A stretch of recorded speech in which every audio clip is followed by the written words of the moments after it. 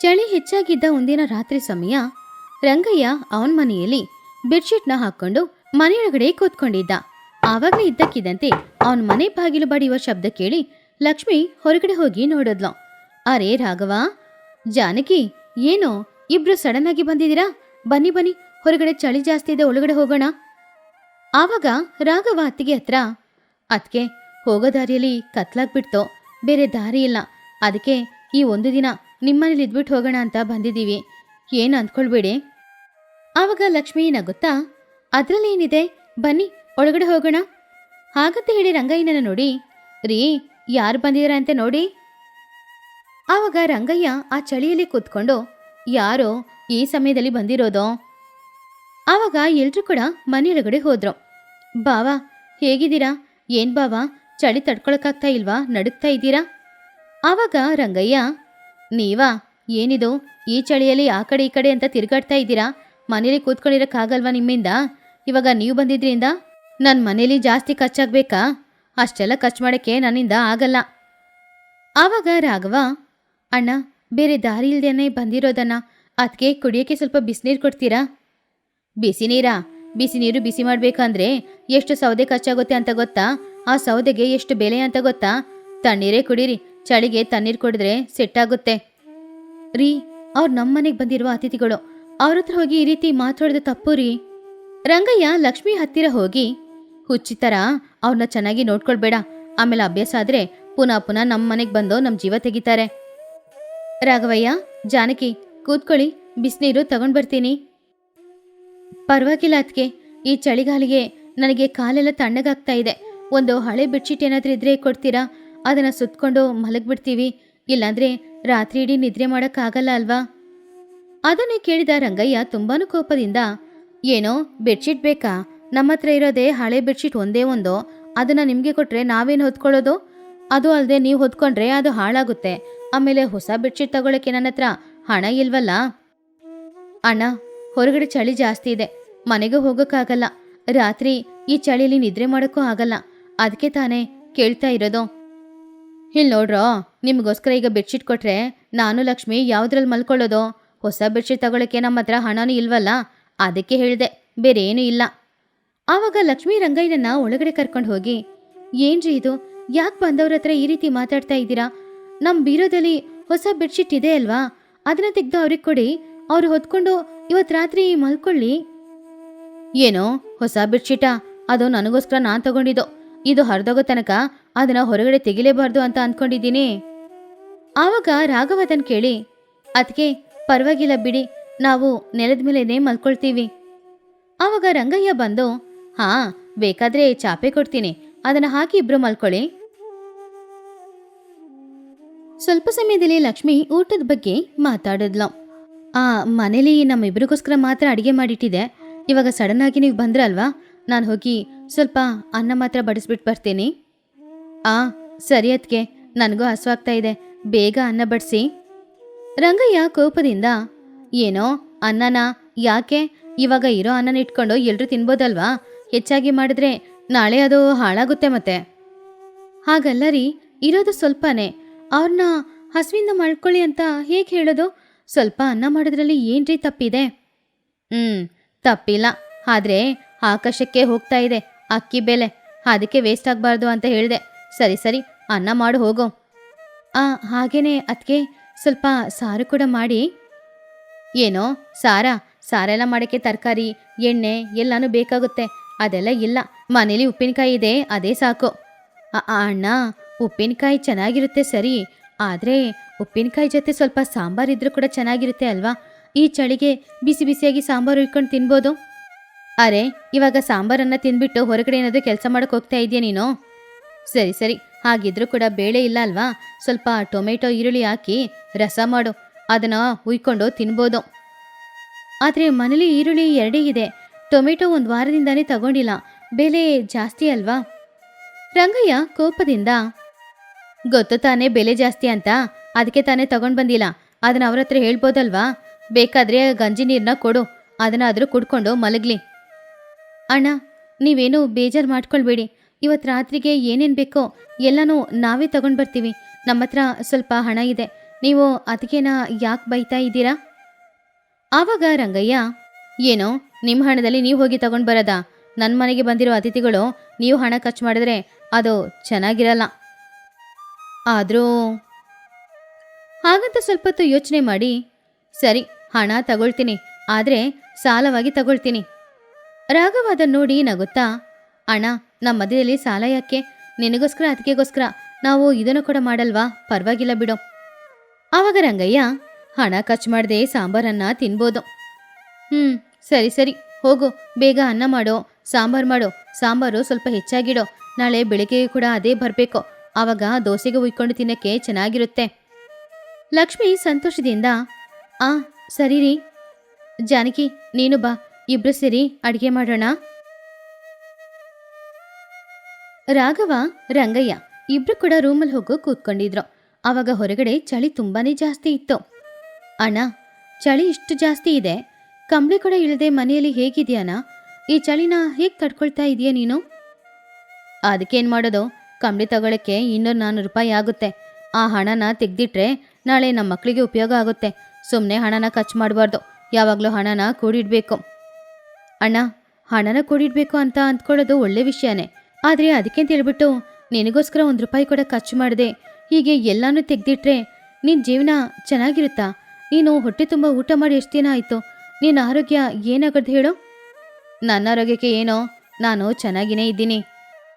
ಅಣ್ಣ, ವಯಸ್ಸಿದೆ ಅಂತ ಕಷ್ಟಪಟ್ಟು ದುಡಿಯುವಾಗ ಸ್ವಲ್ಪ ಆರೋಗ್ಯನೂ ಚೆನ್ನಾಗಿ ನೋಡ್ಕೊಳ್ಬೇಕು, ಚೆನ್ನಾಗಿ ಊಟ ಮಾಡ್ಕೊಳ್ಬೇಕು. ಈ ವಾತಾವರಣಕ್ಕೆ ತಕ್ಕಂಗೆ ಏನೇನು ಮಾಡ್ಕೊಳ್ಬೇಕೋ ಎಲ್ಲನೂ ಮಾಡ್ಕೊಳ್ಳೋದು ಒಳ್ಳೇದು ತಾನೇ. ಅದೆಲ್ಲ ನನಗೆ ಬೇಕಾಗಿಲ್ಲ. ಹಾಗಲ್ಲ ಹೇಳ್ಬೇಡ ಅಣ್ಣ, ನೀನು ಕಷ್ಟಪಟ್ಟು ದುಡಿಯೋನು, ಈ ಮನೆಗೆ ನೀನೇ ಅಲ್ವಾ ಎಲ್ಲ. ನಿನ್ನ ಆರೋಗ್ಯನ ಚೆನ್ನಾಗಿ ನೋಡ್ಕೊಂಡ್ರೇನೆ ನಾಳೆ ಅತ್ತಿಗೆ ಮಕ್ಕಳು ಎಲ್ಲರೂ ಚೆನ್ನಾಗಿರೋದು. ಸ್ವಲ್ಪ ನಿನ್ನ ಆರೋಗ್ಯದ ಕಡೆ ಗಮನ ಕೊಡು, ಹಣನ ನಿನಗೋಸ್ಕರನೂ ಖರ್ಚು ಮಾಡು. ಏನೋ ಇವಾಗ ಏನು ಹೇಳ್ತಾ ಇದೀಯ ನೀನು? ಅಣ್ಣ, ನಾನು ಹೇಳಿದೆಲ್ಲ ಒಂದೇ, ಹಣ ಖರ್ಚು ಮಾಡು, ಕೂಡಿಡು. ಆದರೆ ಖರ್ಚು ಮಾಡಿದ್ದಕ್ಕೆ ಹೋಗಿ ಮಿಗ್ಲಿದೇನಾದ್ರೂ ಇದ್ರೆ ಕೂಡಿಡು. ಅದನ್ನು ಬಿಟ್ಬಿಟ್ಟು ಸರಿಯಾಗಿ ಊಟ ಮಾಡಿದೆ, ನಿನಗೋಸ್ಕರ ಏನೂ ಮಾಡ್ಕೊಳ್ಳದೆ ಇದೇ ರೀತಿ ಹಣನ ಕೂಡಿಟ್ಕೊಂಡೇ ಹೋದರೆ ನಾಳೆ ನಿನ್ನ ಆರೋಗ್ಯಕ್ಕೆ ಏನಾದರೂ ಆದರೆ ಆ ಹಣ ಎಲ್ಲನೂ ಖರ್ಚಾಗ್ಬಿಡುತ್ತೆ ತಾನೆ. ಅದನ್ನು ಕೇಳಿ ರಂಗಯ್ಯ, ಅದೆಲ್ಲ ನಾನು ನೋಡ್ಕೊಳ್ತೀನಿ ಕಣೋ. ಅಣ್ಣ, ಆರೋಗ್ಯಕ್ಕೆ ಏನಾದರೂ ಆದರೆ ನೀನು ನೋಡ್ಕೊಳ್ಳೋದಲ್ಲ, ನಿನ್ನನ್ನು ಎಲ್ಲರೂ ನೋಡ್ಕೊಳ್ಬೇಕು. ಆವಾಗ ನೀನು ಕೂಡಿಟ್ಟಿರೋ ಹಣ ಎಲ್ಲನೂ ಅವರು ಇದಕ್ಕೆ ಖರ್ಚು ಮಾಡ್ತಾರೆ. ಇಷ್ಟು ದಿನ ನಿನ್ನ ಪಟ್ಟ ಕಷ್ಟ ಎಲ್ಲನೂ ವೇಸ್ಟ್ ಆಗಲ್ವಾ? ಅದನ್ನು ಕೇಳಿ ರಂಗಯ್ಯ, ಇಲ್ಲಿ ನೋಡೋ, ನೀನೇನೋ ಹೇಳ್ತಾ ಇದೀಯಾ, ಏನೋ ಒಂಥರ ಆಗ್ತಾ ಇದೆ. ನಾನು ತುಂಬ ಜಿಪ್ರತನ ತೋರಿಸ್ತಾ ಇದ್ದೀನಾ? ಇಲ್ಲ ಅಣ್ಣ, ನೀನು ನಿನ್ನ ಕುಟುಂಬಕ್ಕೋಸ್ಕರ ಯೋಚನೆ ಮಾಡಿ ಹಣ ಖರ್ಚು ಮಾಡ್ತಾ ಇದೀಯಾ. ಅದನ್ನು ಜಿಪುಣತನ ಅಂತ ಹೇಳಬಾರ್ದು, ಅದು ನಿನ್ನ ಕರ್ತವ್ಯ. ಆದರೆ ನಿನ್ನ ಆರೋಗ್ಯನೂ ಮುಖ್ಯ ಅಲ್ವಾ? ಹೊಟ್ಟೆ ತುಂಬ ಊಟ ಮಾಡು, ಕಷ್ಟಪಟ್ಟು ದುಡಿ, ಮಿಗ್ಲಿರೋ ಹಣನ ಕೂಡಿಡು, ಅದು ಸಾಕಲ್ವಾ? ಆವಾಗಲೇ ಆಹಾರ ತಯಾರು ಮಾಡಿ ಲಕ್ಷ್ಮೀ ಜಾನಕಿ ಬಂದ್ರು. ಬನ್ನಿ, ಇಬ್ರು ಬಿಸಿ ಬಿಸಿಯಾಗಿ ಊಟ ಮಾಡಿವ್ರಂತೆ. ಅಣ್ಣ, ಬೇಗ ಬನ್ನಿ, ಆಮೇಲೆ ಆಹಾರ ತಣ್ಣಗಾಗುತ್ತೆ. ರಂಗಯ್ಯ ಹಾಗೂ ರಾಘವ ಇಬ್ರು ಬಂದು ಕೂತ್ಕೊಂಡ್ರು. ಸಾಂಬಾರು ಸ್ವಲ್ಪ ಜಾಸ್ತಿ ಮಾಡಿಟ್ಟಿದ್ದಾನೆ. ಹೌದು ರೀ, ನಾಳೆ ಬೆಳಿಗ್ಗೆ ಕೂಡ ಬರುತ್ತೆ. ಆವಾಗ ಇದ್ದಕ್ಕಿದ್ದಂತೆ ರಾಘವ ಹೇಳಿದ ಮಾತುಗಳೆಲ್ಲಾನು ರಂಗಯ್ಯನಿಗೆ ನೆನಪಿಗೆ ಬಂದು, ರಾಘವ, ನೀವಿಬ್ರು ನೆಲದಲ್ಲಿ ಮಲ್ಕೊಳ್ಳೋದೇನು ಬೇಡ, ನನ್ನ ಹತ್ರ ಹೊಸ ಬೆಡ್ಶೀಟ್ ಇದೆ, ಅದನ್ನು ಕೊಡ್ತೀನಿ, ಇಬ್ರು ಹೊತ್ಕೊಂಡು ಮಲ್ಕೊಳ್ಳಿ, ಸರಿನಾ? ಅದನ್ನು ಕೇಳಿ ರಾಘವ, ಅಣ್ಣ, ಇದು ನೀನೇನಾ? ನಾನೇ ಕಣೋ. ಯಾಕೆ ಬೇರೆ ಥರ ಕಾಣಿಸ್ತಾ ಇದ್ದೀನಾ? ನೀನು ಹೇಳಿದ ಮಾತುಗಳಲ್ಲಿ ಅರ್ಥ ಇದೆ ಕಣೋ, ಅದಕ್ಕೆ ನಿನಗೋಸ್ಕರ ನಾನು ಇದನ್ನು ಮಾಡ್ತಾ ಇರೋದು. ಅದನ್ನು ಕೇಳಿ ಜಾನಕಿ ಅಳುತ್ತಾ, ಅಣ್ಣ, ನೀವಿಷ್ಟು ಬದಲಾಗಿದ್ದೀರಾ, ಇದೇ ಸಾಕು, ಬೇರೆ ಏನು ಬೇಡ. ಆವಾಗ ಲಕ್ಷ್ಮಿ ಕೂಡ ಗಂಡನನ್ನ ನೋಡಿ, ನೀವು ಈ ರೀತಿ ಬದಲಾಗ್ತೀರಾ ಅಂತ ನನಗೆ ಗೊತ್ತಿಲ್ಲ ರೀ, ತುಂಬ ಸಂತೋಷ ಆಗ್ತಾ ಇದೆ. ನನ್ನನ್ನು ಹೊಗಳಿದೆಲ್ಲ ಸಾಕು, ಬಿಸಿ ಬಿಸಿ ಅನ್ನ ಬಡಿಸು. ಮತ್ತೆ ಆಹಾರ ತಣ್ಣಗಾದ್ರೆ ಚಳಿ ತುಂಬ ಹೆಚ್ಚಾಗುತ್ತೆ, ಬಿಸಿ ಬಿಸಿ ತಿಂದ್ರೇನೆ ಚೆನ್ನಾಗಿರೋದು. ಅಣ್ಣ, ನೀನು ಬದಲಾಗ್ತೀಯ ಅಂತ ಗೊತ್ತು, ಆದರೆ ಇಷ್ಟು ದೂರ ಬದಲಾಗ್ತೀಯ ಅಂತ ಗೊತ್ತಿರಲಿಲ್ಲ. ನಿಜವಾಗ್ಲೂ ತುಂಬ ಸಂತೋಷ ಆಗ್ತಿದೆ ಅಣ್ಣ. ಆವಾಗ ರಂಗಯ್ಯ ಸಂತೋಷದಿಂದ, ನಿಮ್ಮ ಸಂತೋಷನೇ ಅಲ್ವೇನೋ ನನ್ನ ಸಂತೋಷ ಕೂಡ. ಹಾಗೆ ಎಲ್ಲರೂ ಹೊಟ್ಟೆ ತುಂಬ ಊಟ ಮಾಡಿ ಮುಗಿಸೋದ್ರು. ಆಮೇಲೆ ರಂಗಯ್ಯ ಹೋಗಿ ಸ್ವಲ್ಪ ಸೌದೆಗಳನ್ನು ತಗೊಂಡು ಬಂದು ಚಳಿ ಕಾಯೋದಕ್ಕೋಸ್ಕರ ಮನೆಯ ಮಧ್ಯದಲ್ಲೇ ಬೆಂಕಿ ಹಾಕ್ಕೊಂಡು ಅವರು 4 ಜನನು ಸುತ್ತಮುತ್ತ ಕೂತ್ಕೊಂಡಿದ್ರು. ಈ ಕಥೆಯಲ್ಲಿರುವ ನೀತಿ ಏನು ಅಂದರೆ, ಹಣ ಸಂಪಾದನೆ ಮಾಡೋದು ಮುಖ್ಯ, ಅದನ್ನು ಕೂಡಿಡೋದು ಕೂಡ ಮುಖ್ಯ. ಅದೇ ರೀತಿ ನಮಗೋಸ್ಕರ ಹಣನ ಖರ್ಚು ಮಾಡ್ಕೊಳ್ಳೋದು ಕೂಡ ತುಂಬಾನೇ ಮುಖ್ಯ. ನಮಗೆ ಕಷ್ಟಪಟ್ಟು ದುಡಿಯೋಕ್ಕೆ ಆರೋಗ್ಯ ತುಂಬಾ ಮುಖ್ಯ ಅನ್ನೋದ್ರಿಂದ ಹೊಟ್ಟಿಗೆ ಮಾತ್ರ ಯಾವಾಗ್ಲೂ ವಂಚನೆ ಮಾಡಲೇಬಾರ್ದು. ಹೊಟ್ಟೆ ತುಂಬಾ ಊಟ ಮಾಡಿ ಕಷ್ಟಪಟ್ಟು ದುಡಿಬೇಕು. ಅದು ಹಚ್ಚ ಹಸಿರಾಗಿರುವ ಹೊಲ. ಅಲ್ಲಿ ನಿಂತ್ಕೊಂಡು ನೋಡಿದ್ರೆ ಅಡವಿಯ ಗಡಿ ಕಾಣಿಸ್ತಿತ್ತು. ರಾಮಯ್ಯ ಹಾಗೂ ಗೋಪಾಲ್ ಇಬ್ರು ಕೂಡ ಅವ್ರ ಹತ್ರ ಇರುವ ಕುರಿಗಳನ್ನ ನೋಡ್ಕೊಳ್ತಾ ಇದ್ರು. ಗೋಪಾಲಣ್ಣ, ಕುರಿಗಳೆಲ್ಲ ಪ್ರಶಾಂತವಾಗಿ ಹುಲ್ ಮೇಯ್ತಾ ಇರುವಾಗ ನೋಡಕ್ ಚೆನ್ನಾಗಿದೆ. ಆದ್ರೆ ನನಗಂತೂ ಇಷ್ಟು ಪ್ರಶಾಂತತೆಯಿಂದ ಇಲ್ಲಿ ಕೂತ್ಕೊಂಡಿರಕ್ಕೆ ಸ್ವಲ್ಪನೂ ಇಷ್ಟನೇ ಇಲ್ಲ. ಆವಾಗ ಗೋಪಾಲ್ ನಗುತ್ತಾ, ರಾಮಯ್ಯ, ನಿನಗೆ ಯಾವಾಗ ನೋಡಿದ್ರು ಬೇಗ ಎಲ್ಲ ಕೆಲ್ಸನೂ ಮುಗಿಬೇಕು. ಆದ್ರೆ ಎಲ್ಲ ಕೆಲ್ಸನೂ ಬೇಗ ಬೇಗ ಮುಗಿಯಲ್ಲ. ಸ್ವಲ್ಪ ತಾಳ್ಮೆಯಿಂದ ಕೆಲವು ಕೆಲಸನ ಮಾಡಲೇಬೇಕಾಗುತ್ತೆ. ಏನ್ ತಾಳ್ಮೆನೋ ಏನೋ, ನನಗಂತೂ ಅಷ್ಟು ತಾಳ್ಮೆ ಇಲ್ಲ. ಈ ಕುರಿಗಳನ್ನೆಲ್ಲ ಎಲ್ಲಾದ್ರೂ ತುಂಬ ಹುಲ್ಲಿರೋ ಜಾಗದಲ್ಲಿ ಕಟ್ಟಾಕಿದ್ರೆ ಬೇಗ ಹುಲ್ ತಿನ್ನುತ್ತೆ. ಆಮೇಲೆ ಇವುಗಳನ್ನ ಕರ್ಕೊಂಡು ನಾವು ಊರಿಗೆ ಹೋಗ್ಬೋದು ಅಲ್ವಾ? ಇವಾಗ ಅಷ್ಟು ಬೇಗ ಬೇಗ ಹುಲ್ಲನ್ನು ತಿನ್ನಕ್ಕೆ ಹೇಳಿದ್ರೆ ಅವುಗಳು ತಿನ್ನುತ್ತಾ? ನೀನು ಬೆದರಿಸಿದ್ರೆ ಹೆದರೋಗುತ್ತೆ. ಆಮೇಲೆ ಸರಿಯಾಗಿ ಹುಲ್ಲು ತಿನ್ನಲ್ಲ, ಸರಿಯಾಗಿ ಹಾಲು ಕೊಡಲ್ಲ. ಇದರಿಂದ ನಮಗೆ ತುಂಬ ನಷ್ಟ ಆಗುತ್ತೆ. ಆ ರೀತಿ ನಷ್ಟ ಆಗೋದ್ಕಿಂತ ಇಲ್ಲೇ ಇದ್ದು ಆ ಕುರಿಗಳನ್ನ ನಾವು ಆಮೇಲೆ ಕರ್ಕೊಂಡು ಹೋಗ್ಬೋದಲ್ವಾ? ಅದನ್ನು ಕೇಳಿದ ರಾಮಯ್ಯ, ನೀವು ಹೇಳೋದು ನಿಜಾನೇ. ಆದರೆ ಕೆಲವು ಸಲ ಇಲ್ಲೇ ಈ ರೀತಿ ಕೂತ್ಕೊಂಡಿರೋದು ನನಗೆ ಕಷ್ಟ ಆಗುತ್ತೆ. ಊರಿಗೋಗಿ ಇನ್ನೇನಾದ್ರೂ ಕೆಲಸ ಇದ್ರೆ ಮಾಡ್ಬೋದಲ್ವಾ? ಅದಕ್ಕೆ ಬೇಗ ಹೋಗೋಣ ಅಂತ ಅಂದೆ ಅಷ್ಟೆ. ಒಂದು ಕೆಲಸನ ಪ್ರಶಾಂತತೆಯಿಂದ ತಾಳ್ಮೆಯಿಂದ ಮಾಡಬೇಕು. 10 ಕೆಲಸನ ಒಂದೇ ಸಮಯದಲ್ಲಿ ಮಾಡಬೇಕು ಅಂತ ಅಂದ್ಕೊಳ್ಳೋದು ಮುಟ್ಟಾಳ್ತನ ಅಲ್ವಾ? ಮಾಡೋ ಒಂದು ಕೆಲಸನ ಸರಿಯಾಗಿ ಮಾಡಿದ್ರೆ ಅದೇ ನಮಗೆ ಸಂತೋಷ ಕೊಡುತ್ತೆ.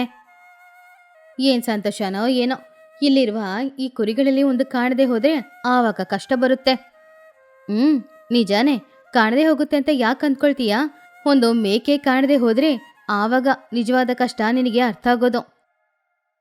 ಒಂದ್ ವೇಳೆ ಏನಾದ್ರೂ ಮೇಕೆ ಮರಿ ಕಾಣದೆ ಹೋದ್ರೆ ಅದರ ಹುಡ್ಕೋಕ್ಕೆ ನೀನು ಎಷ್ಟು ಸಮಯ ಖರ್ಚು ಮಾಡ್ತೀಯಾ? ಅದಕ್ಕಿಂತ ಇವಾಗ ಪ್ರಶಾಂತವಾಗಿ ಕೂತ್ಕೊಂಡು ಚೆನ್ನಾಗಿ ಅವುಗಳನ್ನ ನೋಡ್ಕೊಳ್ಬೋದು ಅಲ್ವಾ? ಸರಿ ಅಣ್ಣ, ನಿನ್ ಮಾತು ಕೇಳ್ತೀನಿ. ಆದ್ರೆ ಮೇಕೆಗಳು ಕಾಣದೆ ಹೋಗಲ್ಲ. ಎಲ್ಲ ಮೇಕೆಗಳು ನನ್ನ ಜೊತೆನೇ ಇರುತ್ತೆ. ಹಾಗಂತ ರಾಮಯ್ಯ ಗೋಪಾಲ್ ಇಬ್ರು ಮಾತಾಡ್ತಾ ಇದ್ದಾಗ ಅವರ ಮೇಕೆಯ ಗುಂಪಿನಲ್ಲಿದ್ದ ಒಂದು ಚಿಕ್ಕ ಮೇಕೆ ಮರಿ ಅಲ್ಲಿಂದ ಸ್ವಲ್ಪ ದೂರ ಹೋಯ್ತು. ಸ್ವಲ್ಪ ದೂರದಲ್ಲಿ ಹಚ್ಚ ಹಸಿರಾಗಿರುವ ಎಲೆಗಳನ್ನ ನೋಡಿ ಆ ಎಲೆಗಳನ್ನ ತಿನ್ನುವ ಆಸೆಯಿಂದ ಹೋಯ್ತು. ಸ್ವಲ್ಪ ಸಮಯದಲ್ಲಿ ರಾಮಯ್ಯ ಕುರಿಗಳು ಎಷ್ಟಿದೆ ಅಂತ ಲೆಕ್ಕ ಮಾಡಿ ನೋಡಿದಾಗ ಇದ್ದಕ್ಕಿದ್ದಂತೆ ಅಯ್ಯಯ್ಯೋ, ಒಂದು ಮೇಕೆ ಕಾಣಿಸ್ತಿಲ್ಲ. ಆವಾಗ ಗೋಪಾಲ್ ಪ್ರಶಾಂತವಾಗಿ, ಬೇಜಾರು ಮಾಡ್ಕೊಳ್ಬೇಡ, ಇಲ್ಲೇ ಎಲ್ಲಾದ್ರೂ ಆ ಮೇಕೆ ಮರಿ ಇರುತ್ತೆ. ಆವಾಗ ಪುನಃ ಲೆಕ್ಕ ಮಾಡಿ ನೋಡಿದ ರಾಮಯ್ಯ, ಇಲ್ಲ ಅಣ್ಣ, ಇಲ್ಲಿಲ್ಲ, ಖಂಡಿತ ಎಲ್ಲೋ ಹೋಗಿದೆ. ನಾನು ಬೇಗ ಹೋಗಿ ಹುಡ್ಕೊಂಡು ಬರ್ತೀನಿ. ಆಮೇಲೆ ಅದು ಸುಮಾರು ದೂರ ಹೋದ್ರೆ ಸಿಗಲ್ಲ. ಸಿಗದೆ ಇದ್ರೆ ನಮಗ್ ತುಂಬಾ ನಷ್ಟ ಆಗುತ್ತೆ. ಅಯ್ಯೋ ರಾಮಯ್ಯ, ನಾನು ಹೇಳೋ ಮಾತು ಕೇಳು. ನೀನು ಅವಸರಪಟ್ಟು ಇಲ್ಲಿಂದ ಬೇಗ ಓಡಿದ್ರೆ ನಿನ್ ಶಬ್ದ ಕೇಳಿ ಆ ಮೇಕೆ ಮರಿ ಹೆದರ್ಕೊಂಡು ಈ ಕಡೆ ಬರೋದೇ ಇಲ್ಲ. ಎಲ್ಲಾದ್ರೂ ಹೋಗ್ಬಿಟ್ರೆ ಆಮೇಲೆ ಆ ಮೇಕೆ ಮರಿ ನಮಗೆ ಸಿಗೋದೂ ಇಲ್ಲ. ಅದಕ್ಕೆಂತ ಹೇಳ್ಬಿಟ್ಟು ಮೇಕೆ ಮರಿ ಕಾಣದೆ ಹೋಗಿದೆ ನಾನು ಇಲ್ಲೇ ನಿಂತ್ಕೊಂಡಿರಕ್ಕಾಗುತ್ತಾ? ತಾಳ್ಮೆಯಿಂದ ನೀವು ಈ ಮೇಕೆಗಳನ್ನ ನೋಡ್ಕೊಳ್ಳಿ. ನಾನು ಹೋಗಿ ಬೇಗ ಆ ಮೇಕೆ ಮರಿ ಎಲ್ಲಿದೆ ಅಂತ ಸ್ವಲ್ಪ ಹುಡ್ಕೊಂಡು ಬಂದ್ಬಿಡ್ತೀನಿ. ರಾಮಯ್ಯ ಹೇಳೋದ್ ಕೇಳು. ಏನೇ ಕೆಲಸ ಮಾಡಿದ್ರು ಸ್ವಲ್ಪ ತಾಳ್ಮೆಯಿಂದ ಯೋಚನೆ ಮಾಡು. ತಾಳ್ಮೆಯಿಂದ ಯೋಚನೆ ಮಾಡಿದ್ರೆ ಇಲ್ಲೇ ಎಲ್ಲಾದ್ರೂ ಪಕ್ಕದಲ್ಲಿ ಆ ಮರಿ ಇದ್ರೂ ಸಿಗುತ್ತೆ. ನೀನು ಅವಸರ ಪಟ್ರೆ ಅದು ಇಲ್ಲೇ ಇದ್ರೂ ಕೂಡ ನಿನಗೆ ಸಿಗಲ್ಲ. ಹಾಗೆಲ್ಲ ಏನೂ ಇಲ್ಲ ಅಣ್ಣ. ಈ ಅಡವಿ ಎಷ್ಟು ದೊಡ್ಡದು. ಆ ಮೇಕೆ ಮರಿ ಎಲ್ಲಾದ್ರೂ ಹೋಗಿದ್ರೆ ನಾನು ಹೋಗಿ ಬೇಗ ಹುಡ್ಕೊಂಡು ಬರ್ತೀನಿ. ನೀವು ಸ್ವಲ್ಪ ಹೊತ್ತು ಇಲ್ಲೇ ಇರಿ. ಸರಿ, ನಾನು ಏನು ಹೇಳಿದ್ರು ನೀನು ಕೇಳಲ್ಲ. ನಿನ್ನ ಇಷ್ಟ ಪ್ರಕಾರನೇ ಮಾಡ್ತೀನಿ ಅಂತ ಹೇಳ್ತಾ ಇದೀಯಾ. ನಾನು ತಡೆಯೋದಿಲ್ಲ. ನೀನು ಹೋಗು, ಮೇಕೆ ಮರಿ ಸಿಗುತ್ತಾ ಅಂತ ನೋಡು. ನಾನು ಹೋಗ್ತೀನಣ್ಣ, ಮೇಕೆ ಮರಿ ಸಿಗುತ್ತೆ. ಅದು ದೂರ ಹೋಗಿರ್ಬೋದು. ನಾನು ಬೇಗ ಹೋಗಿ ಹುಡ್ಕೊಂಡು ಬರ್ತೀನಿ. ಬೇಡ ರಾಮಯ್ಯ, ನೀನು ಬೇಗ ಬೇಗ ಅನ್ನುವಾಗ ನನಗೆ ತುಂಬಾನೇ ಭಯ ಆಗ್ತಾ ಇದೆ. ನೀನು ಹುಡುಕ್ತೀನಿ ಅಂತ ಹೇಳಿ ಸ್ಪೀಡಾಗಿ ಓಡ್ ಹೋದ್ರೆ ಆ ಶಬ್ದ ಕೇಳಿ ಆ ಮರಿ ಹೆದರ್ಕೊಂಡ್ಬಿಡುತ್ತೆ. ಇಲ್ಲಾಂದ್ರೆ ಬೇರೆ ಎಲ್ಲಿಂದಾದ್ರೂ ಒಂದು ಕ್ರೂರ ಮೃಗ ಬಂದು ಆ ಶಬ್ದಕ್ಕೆ ನಿನ್ನನೇನಾದ್ರೂ ಮಾಡ್ಬಿಡುತ್ತೆ. ಹಾಗೆಲ್ಲ ಏನೂ ಆಗಳನ್ನ ನಾನು ನೋಡ್ಕೊಳ್ತೀನಿ. ಮೇಕೆ ಮರಿ ಹೋಗಿ ಸುಮಾರು ಹೊತ್ತಾಯ್ತಲ್ವಾ? ಹಾಗಂತ ಹೇಳಿ ರಾಮಯ್ಯ ಮೇಕೆ ಮರಿನ ಹುಡ್ಕೊಂಡು ಸ್ಪೀಡಾಗಿ ಹೋಗ್ತಾ ಇದ್ದ. ರಾಮಯ್ಯ ಹೇಳೋ ಮಾತು ಕೇಳು, ಸ್ಪೀಡಾಗಿ ಹೋಗ್ಬೇಡ, ಮೇಲೆ ನಡ್ಕೊಂಡು ಹೋಗು. ಆ ಶಬ್ದ ಕೇಳಿ ಮೇಕೆ ಮರಿ ಹೆದರ್ಬಿಡುತ್ತೆ. ಆದ್ರೆ ಗೋಪಾಲ್ ಹೇಳಿದ ಮಾತು ರಾಮಯ್ಯನ ಕಿವಿಯಲ್ಲಿ ಬೀಳಲೇ ಇಲ್ಲ. ಅವನು ಮೇಕೆ ಮರಿನ ಹುಡುಕ್ತೇನೆ ಅನ್ನುವ ಹೆಸರಲ್ಲಿ ಬೇಗ ಅಡವಿಯೊಳಗಡೆ ಓಡ್ ಹೋಗ್ತಾ ಇದ್ದ. ಹಾಗೆ ಓಡ್ ಹೋಗ್ತಾ ಇದ್ದಾಗ ಶಬ್ದನೂ ಬರ್ತಾ ಇತ್ತು. ನನ್ನ ಮೇಕೆ ಮರಿ ಎಲ್ಲಿಗೋಯ್ತೋ ಏನೋ. ಗೋಪಾಲನ್ನ ಹೇಳಿದ ಹಾಗೆ ತಾಳ್ಮೆಯಿಂದ ಇರಕ್ಕಾಗಲ್ಲ. ಹಾಗಂತ ಅನ್ಕೊಂಡು ಅವನು ಅಡವಿಯೊಳಗಡೆ ಹೋಗ್ತಾ ಇದ್ದ. ಆವಾಗ ಅವನ ಕಾಲಿಗೆ ಮುಳ್ಳು ಕೂಡ ಚುಚ್ಕೊಳ್ತು. ಆದ್ರೂ ಕೂಡ ಅದ್ರ ಬಗ್ಗೆ ತಲೆ ಕೆಡಿಸ್ಕೊಳ್ಳದೆ ಅಡವಿಯೊಳಗಡೆ ಇನ್ನೂ 1 ಗಂಟೆ ಸಮಯ ಓಡ್ ಹೋಗ್ತಾನೆ ಇದ್ದ. ಆದ್ರೆ ಎಲ್ಲೇ ಹುಡುಕಿದ್ರು ಕೂಡ ಆ ಮೇಕೆ ಮರಿ ಅಂತೂ ಅವನಿಗೆ ಸಿಗ್ಲೇ ಇಲ್ಲ. ಅಯ್ಯೋ ಮೇಕೆ ಮರಿ, ಎಲ್ಲಿಗೋದೆಮ್ಮ? ನೀನು ಹೋದಾಗ್ಲಿಂದ ನನ್ನ ಪ್ರಾಣ ನನ್ನ ಕೈಯಲ್ಲಿ ಇಟ್ಕೊಂಡು ಹುಡುಕ್ತಾ ಇದ್ದೀನಿ. ಎಲ್ಲಿದೆಯಮ್ಮ ನೀನು? ನೀನು ಮಾತ್ರ ಸಿಗ್ಲಿಲ್ಲ. ಇವತ್ತು ಗೋಪಾಲಣ್ಣನ ಮುಂದ್ಗಡೆ ತಲೆ ಬಗ್ಗಿ ನಾನು ನಿಂತ್ಕೊಳ್ಬೇಕಾಗುತ್ತೆ. ಎಲ್ಲೇ ಇದ್ರೂ ದಯವಿಟ್ಟು ಸಿಗ್ಬಿಡಮ್ಮ, ನನ್ನ ಕಾಲಿಗೆ ಬೇರೆ ಮುಳ್ಳು ಚುಚ್ಕೊಂಡಿದೆ. ಹಾಗಂತ ಹೇಳಿ ಇನ್ನೂ ಕೂಡ ಅಡವಿ ಒಳಗಡೆ ಓಡ್ ಹೋದ. ಅಯ್ಯೋ, ಎಷ್ಟು ದೂರ ಬಂದಿದ್ದೀನಿ, ಎಲ್ಲಿಂದ ಎಲ್ಲಿಗೆ ಬಂದಿದ್ದೀನೋ ನನಗೆ ಅರ್ಥ ಆಗ್ತಾ ಇಲ್ಲ. ಆದರೆ ಎಲ್ಲಿ ಹುಡ್ಕೋದ್ರೋ ಮರಿ ಅಂತೂ ಸಿಗ್ಲೇ ಇಲ್ಲ. ಸೋತೋದ್ನಾ? ಅಷ್ಟೇನಾ? ನನ್ನ ಮರಿ ನನ್ನಿಂದ ಕಾಪಾಡ್ಕೊಳಕ್ಕಾಗಲ್ವಾ? ಮೇಕೆ ಮರಿ ಎಲ್ಲಿದೆ ದೇವ್ರೇ? ಹಾಗಂತ ಅಂದ್ಕೊಂಡು ಅಯ್ಯೋ, ಎಲ್ಲಿದ್ರೂ ನನಗೆ ಸಿಗ್ತಾನೆ ಇಲ್ವಲ್ಲ, ಹೇಗಾದರೂ ಬಂದ್ಬಿಡಮ್ಮ ಹಾಗಂತ ಅಂದ್ಕೊಂಡು ಅವನು ಹುಡುಕ್ತಾನೆ ಪುನಃ ಹೋಗ್ತಾ ಇದ್ದ. ಇಲ್ಲ, ಆ ಮೇಕೆ ಮರಿ ಬೇರೆ ಎಲ್ಲಿಗೋ ಹೋಗ್ಬಿಟ್ಟಿದೆ. ಅಡವಿಯಲ್ಲಿ ಎಲ್ಲ ಕಡೆನೂ ಹುಡುಕಿ ಆಯ್ತು, ಎಲ್ಲೋ ಇಲ್ಲ ಅಂದ್ರೆ ಖಂಡಿತ ಆ ಮೇಕೆ ಮರಿನ ಏನಾದರೂ ಮೃಗ ತಗೊಂಡು ಹೋಗಿರ್ಬೇಕು. ಅಯ್ಯೋ, ನನ್ನ ಮೇಕೆ ಮರಿ ಹೋಯ್ತು. ಇವಾಗ ಗೋಪಾಲಣ್ಣನಿಗೆ ನಾನು ಏನು ಉತ್ತರ ಅಂತ ಕೊಡೋದು? ಹಾಗಂತ ಅಂದ್ಕೊಂಡು ಸುಮಾರು 1 ಗಂಟೆ ಸಮಯದ ನಂತರ ಮೇಕೆ ಮರಿ ಸಿಗ್ಲಿಲ್ಲ ಅನ್ನೋದ್ರಿಂದ ಪಾಪ ರಾಮಯ್ಯ ತುಂಬಾನು ಬೇಜಾರಿಂದ ಗೋಪಾಲ್ ಹತ್ತಿರ ಬಂದ. ಅವಾಗ ಗೋಪಾಲ್ ರಾಮಯ್ಯನ ನೋಡಿ ಬೇಜಾರು ಮಾಡ್ಕೊಂಡು ನಿಂತ್ಕೊಂಡಿದ್ದ. ಗೋಪಾಲಣ್ಣ, ನನಗೆ ಮರಿ ಸಿಗ್ಲೇ ಇಲ್ಲ, ಎಲ್ಲಿ ಹೋಯ್ತೋ ಗೊತ್ತಿಲ್ಲ. ನನಗೆ ಯಾಕೋ ಆ ಮರಿನ ಏನಾದ್ರೂ ಪ್ರಾಣಿ ಎತ್ಕೊಂಡು ಹೋಗಿರ್ಬೇಕು ಅಂತ ಅನಿಸ್ತಿದೆ. ಆವಾಗ ಗೋಪಾಲ್, ನೀನು ಎಷ್ಟು ಸ್ಪೀಡಾಗಿ ಹೋದೆ ಅಂತ ನಾನು ನೋಡಿದೆ. ಆ ಶಬ್ದ ಕೇಳಿ ಮರಿ ಎಲ್ಲಾದರೂ ಹೆದರ್ಕೊಂಡಿರ್ಬೇಕು, ಎಲ್ಲೇ ಎಲ್ಲಾದರೂ ಪಕ್ಕದಲ್ಲಿ ಇರಬೇಕೋ. ನೀನು ಇಲ್ಲಿ ಇದ್ಕೊಂಡು ಮೇಕೆಗಳನ್ನ ನೋಡ್ಕೊ, ನಾನು ಹೋಗಿ ಹುಡ್ಕೊಂಡು ಬರ್ತೀನಿ. ನಿಮ್ಮಿಂದ ಮಾತ್ರ ಹೇಗಾಗುತ್ತೆ? ನಾನು ಅಡವಿಯಲ್ಲಿ ಎಲ್ಲ ಕಡೆನೂ ಹುಡುಕ್ತೆ, ಎಲ್ಲೂ ನನಗೆ ಸಿಗ್ಲೇ ಇಲ್ವಲ್ಲ. ನಿಮಗೆ ಮಾತ್ರ ಸಿಗುತ್ತೆ ಅಂತ ಏನು ಗ್ಯಾರಂಟಿ? ನೀನು ಹುಡುಕ್ಲಿಲ್ಲ, ನೀನು ಓಡ್ ಹೋದೆ. ನಿನಗೆ ಭಯ ಜಾಸ್ತಿ ಆಯಿತು, ಅದಕ್ಕೆ ಓಡ್ ಹೋದೆ. ತಾಳ್ಮೆಯಿಂದ ಹುಡುಕಿದಿದ್ರೆ ಪಕ್ಕದಲ್ಲಿ ಎಲ್ಲಾದರೂ ಸಿಕ್ತಿತ್ತು. ಅದು ಚಿಕ್ಕ ಮರಿ ಅಲ್ವಾ ರಾಮಯ್ಯ, ಎಷ್ಟು ದೂರ ಅಂತ ಅದರಿಂದ ಓಡಕ್ಕಾಗುತ್ತೆ ಹೇಳು? ಅದು ಅಡವಿ ದಾಟಿಯಲ್ಲ, ಎಲ್ಲಿಗೂ ಖಂಡಿತ ಹೋಗಿರಲ್ಲ. ಅಂದರೆ ನಾನು ಹುಡುಕಿದ ವಿಧಾನ ಸರಿಯಿಲ್ಲ ಅಂತ ಹೇಳ್ತಾ ಇದ್ದೀರಾ? ಹೌದು, ಏನು ಕೆಲಸ ಮಾಡಬೇಕು ಅದನ್ನು ಮರ್ತೋಗಿ ಮೇಕೆ ಮರಿ ಅಂತ ಓಡ್ ಹೋದ್ರೆ, ಜೋರಾಗಿ ಕಿರ್ಚಿದ್ರೆ ಅದು ಹೇಗೆ ಸಿಗುತ್ತೆ? ಅದು ಸಿಗಲ್ಲ. ಎಲ್ಲಾದರೂ ಇಲ್ಲೇ ಪಕ್ಕದಲ್ಲಿ ಇರುತ್ತೆ, ನಾನು ಹೋಗಿ ಕರ್ಕೊಂಡು ಬರ್ತೀನಿ. ಸ್ವಲ್ಪ ತಾಳ್ಮೆಯಿಂದ ಇರು. ನನ್ನಿಂದ ಆಗದೆ ಇರುವ ಕೆಲಸ ನಿಮ್ಮಿಂದ ಮಾತ್ರ ಹೇಗೆ ಮಾಡೋಕ್ಕಾಗುತ್ತೆ ಅಣ್ಣ? ನಿನ್ನ ಪದ್ಧತಿ ಬೇರೆ, ನನ್ನ ಪದ್ಧತಿ ಬೇರೆ. ಸ್ವಲ್ಪ ನೀನು ಇಲ್ಲೇ ನಿಂತ್ಕೊಂಡಿರು, ನಾನು ಕರ್ಕೊಂಡು ಬರ್ತೀನಿ ಅಂತ ಹೇಳ್ತೀನಲ್ವಾ, ನಂಬಿಕೆ ಇಡು. ಹಾಗಂತ ಹೇಳಿ ಗೋಪಾಲ್ ಅಲ್ಲಿಂದ ಸ್ವಲ್ಪ ದೂರ ಹೋದಾಗ, ಇಲ್ಲೋಡು, ಹೀಗೆ ಒಂದು ಚಿಕ್ಕ ಮರಿ ಹೇಗೆ ನಡ್ಕೊಂಡು ಹೋಗುತ್ತಾ ಹಾಗೆ ನಡಿಬೇಕು. ಹಾಗಂತ ಹೇಳಿ ಅಲ್ಲೇ ಹಚ್ಚ ಹಸಿರಾಗಿ ಹುಲ್ಲುಗಳು ಇದೆ, ಎಲೆಗಳು ಕೂಡ ಇದೆ.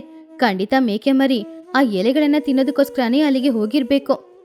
ಹಾಗಂತ ಅಂದ್ಕೊಂಡು ಮೆಲ್ಲೆ ಸ್ವಲ್ಪ ಮುಂದೆ ಹೋಗಿ ರಾಮಯ್ಯನ ಹತ್ತಿರ ಮೆಲ್ಲೆ, ರಾಮಯ್ಯ, ಆ ಮರಿದು ತಾಯಿದೆ ಅಲ್ವಾ, ಅದನ್ನ ಸ್ವಲ್ಪ ಕಿಚ್ಚ ಕೇಳೋ. ತಾಯಿದು ಧ್ವನಿ ಕೇಳಿದ್ರೆ ಮೇಕೆ ಮರಿ ಎಲ್ಲೇ ಇದ್ರೂ ಕೂಡ ಅದು ಸ್ವಲ್ಪ ಹೆದರಲ್ಲ. ಹಾಗಂತ ಅಂದ್ಕೊಂಡು ಮೇಕೆ ಮರಿನ ಹುಡ್ಕೊಂಡು ಹೋಗ್ತಾ ಇದ್ದಾಗ ಪೊದರಿನ ಹತ್ರ ಹೋಗಿ ನಿಂತ್ಕೊಂಡ. ಸ್ವಲ್ಪ ಸಮಯದ ನಂತರ ಅಲ್ಲಿ ಏನೋ ಒಂದು ಗಿಡ ಅಲ್ಲಾಡುವ ಶಬ್ದ ಕೇಳಿಸ್ತು. ಅದನ್ನು ನೋಡಿದ ಗೋಪಾಲ್, ಇಲ್ಲೇ ಇದೆ ಅಂತ ಕಾಣಿಸ್ತಾ ಇದೆ, ಇರು ಅಲ್ಲಿಗೆ ಹೋಗಿ ನೋಡ್ತೀನಿ, ಸಿಕ್ಕಿದ್ರು ಸಿಗ್ಬೋದು ಅಂತ ಅಂದ್ಕೊಂಡು ಆ ಪೊದರಿನ ಹತ್ತಿರ ಗೋಪಾಲ್ ಹೋದಾಗ ಅಲ್ಲೇ ಆ ಮೇಕೆ ಮರಿ ನಿಂತ್ಕೊಂಡಿತ್ತು. ಓ, ಇಲ್ಲೇ ಇದೆಯಾ ಮಗಳೇ, ಬಾ ಬಾ ಬಾ, ಹೆದರ್ಬಿಟ್ಯಾ? ನಾನೇ ಇದು. ಹಾಗಂತ ಹೇಳಿ ಗೋಪಾಲ್ ಮೇಕೆ ಮರಿನ ಎತ್ಕೊಂಡು ರಾಮಯ್ಯನ ಹತ್ತಿರ ಬಂದ.